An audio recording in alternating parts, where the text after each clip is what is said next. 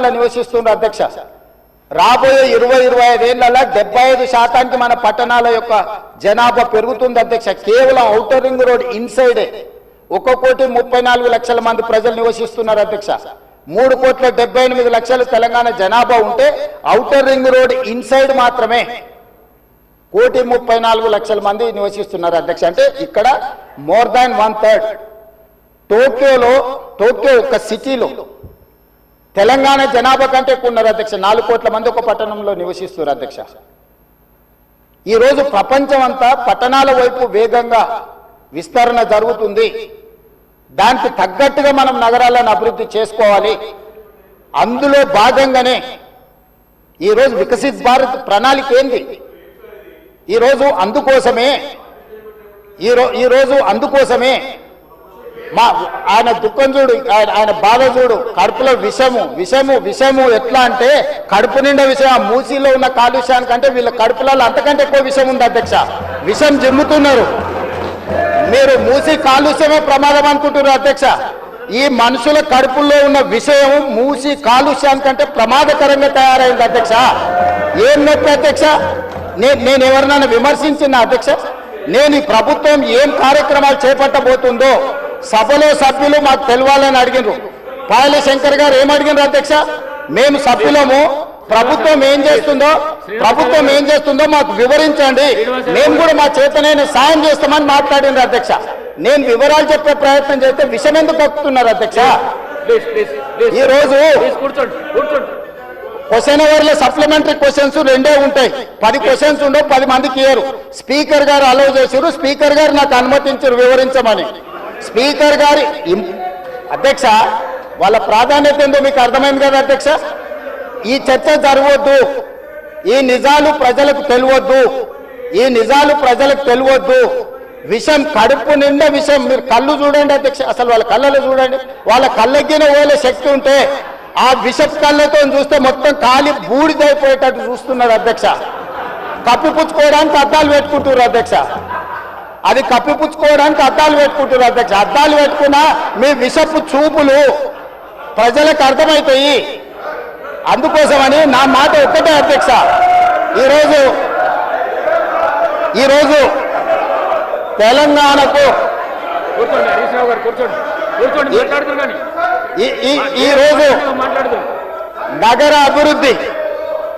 ఈరోజు నగర అభివృద్ధి చేయడం మా బాధ్యత. ఈరోజు ఇన్ని మాటలు మాట్లాడుతున్నారు కదా అధ్యక్ష. ఆనాడు కాంగ్రెస్ లో గెలిచిన ఎమ్మెల్యేని తీసుకొని మూసీ రివర్ డెవలప్మెంట్ కార్పొరేషన్ కు చైర్మన్ చేసింది ఎవరు అధ్యక్ష? ఎవరు?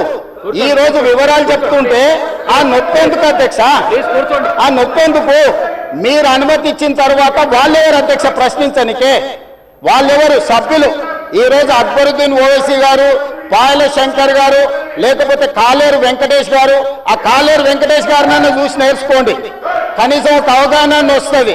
స్పష్టంగా నేను అంబర్పేట పోయినప్పుడు చెప్పిండు, 100% అంబర్పేట శాసనసభ నియోజకవర్గంలో మేము మూసీ నది ప్రక్షాళనకు సహకరిస్తాము. మా పేదలకు అందరికీ మంచి ఇండ్లు కట్టించండి, మా ప్రభుత్వ కార్యాలయాలు కట్టించండి, మా ప్రాంతాన్ని అభివృద్ధి చేయండి. నేనే ముందు బాగానే నిలబడి మూసీ నది ప్రక్షాళనకు సహకరిస్తానని అంబర్పేట ఎమ్మెల్యే కాలేరు వెంకటేశ్వర గారు ముందుకు వచ్చి బహిరంగంగా మైక్లో చెప్పిండు. నిన్నగాక మొన్న వచ్చి నన్ను కలిసి చెప్పిండు. ఆ పక్కనే ఉప్పల్ ఎమ్మెల్యే లక్ష్మారెడ్డి గారు వచ్చి కలిసి, సార్ మా ప్రాంతాన్ని అభివృద్ధి చేయండి, మూసీ నదిని ప్రక్షాళన చేయడం ద్వారా మా ప్రాంతానికి ఉపయోగపడుతుంది, మీరు చాలా మంచి పని చేస్తారు, మీరు వేగంగా ముందుకు వెళ్ళండి, మా వైపు నుంచి మీకు ఏం సహకారం కావాలని చెప్పి ఆ శాసనసభ్యులు వచ్చి కలిసిరు అధ్యక్ష. ఇవాళ నేను ఒకటే అడుగుతున్నా అధ్యక్ష, ఈ రోజు మూసీ నది ప్రక్షాళన చేసుకుంటే ఈరోజు మూసీ నది ప్రక్షాళన మేము చేస్తున్నామంటే మీరు చెయ్యాలంటున్నా వద్దంటున్నా? ఒక్క మాటలో చెప్పండి. మీరు చెయ్యాలనుకుంటే ఏమి చెయ్యాలో సూచన ఇవ్వండి, వద్దంటే మీ కడుపు మంట ఏందో చెప్పండి. తెలంగాణ ప్రజలు నిర్ణయించుకుంటారు. అందుకే ఈరోజు మూసీ నది పరివాహక ప్రాంతాన్ని నైట్ ఎకానమీగా మారుస్తా అని చెప్పిన అధ్యక్ష.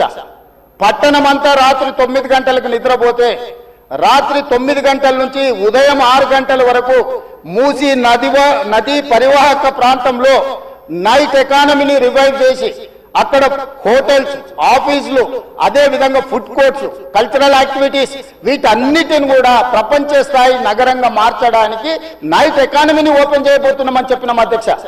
ఆ ప్రాంతంలో ఉన్న ప్రతి వాళ్లకు, నష్టపోయే వాళ్లకు అత్యధికంగా నష్టపరిహారం ఇచ్చి బ్రహ్మాండమైన కాలనీలు కట్టించిస్తాం అధ్యక్ష. ఈ రోజు వాళ్ళు ఏ పరిస్థితి లేనోళ్ళు, ఏ దిక్కు లేనోళ్ళు, సర్వం కష్టాలలో మునిగేటోడే మూసీ పక్కన పోయి ఇల్లు కట్టుకుంటాడు అధ్యక్ష. మూసీలో ఉండే దోమలు కానీ, కంపు కానీ, అక్కడ ఉన్న వాతావరణం కానీ, శవాలు కొట్టుకొస్తుంటే ఎవరైనా అక్కడ ఉండాలనుకుంటారు అధ్యక్ష. ఏ పేదోడైనా మీరు చెప్పండి అధ్యక్ష. ఒకప్పుడు నందనవనం కట్టింది కదా అధ్యక్ష, మూసీ నదిలో ఉన్న వాళ్ళని తీసుకెళ్లి. ఈ రోజు ఆ ప్రాంతంలో నందనవనం మనం పోయినప్పుడు ఎంతమంది జిల్లాల నుంచి వచ్చిన వాళ్ళు ఉన్నారు అధ్యక్ష. ఎల్బీ నగర్ ఎమ్మెల్యే గారికి తెలుసు, నందనవనం ఆ కాన్స్టిట్యున్సీనే వస్తుంది. ఈ రోజు మూసీ నది పరివాహక ప్రాంతంలో ఉన్న పేదలకు మంచి వసతులు కల్పించి, వాళ్ళ పిల్లలు చదువుకోవడానికి మంచి పాఠశాలలు ఇచ్చి, వాళ్ళకు ఉద్యోగ ఉపాధి అవకాశాలు కల్పిస్తామని మేమంటే లేదు, అది అట్లనే ఉండాలి, తరలించడానికి వీల్లేదు, కట్టడానికి వీల్లేదు, మేము అడ్డం పండుకుంటే మేము నిలువు పండుకుంటామన్నారు. మరి మన వర్షాలు వచ్చినప్పుడు పోయి పండుకునేది ఉండే అధ్యక్ష, పోలేదు.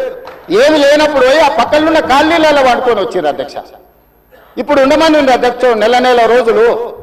ఇప్పుడు వద్దంటున్న వాళ్ళు ఉన్నారు కదా, నెల రోజులు మూసీ నది పక్కన ఉండమని చెప్పుండ్రు అధ్యక్ష. అంబర్పేట శ్మశాన వాటిక ఉంది కదా అధ్యక్ష, ఆ శ్మశాన వాటిక దగ్గర ఉన్న శవాలు, కులిపోయిన శవాలు, కాలిపోయిన సగం కాలిన శవాలు ఉన్నాయి కదా అధ్యక్ష, వీళ్ళందరూ అక్కడ ఉండమని ఉండి, చూడమని ఉండి.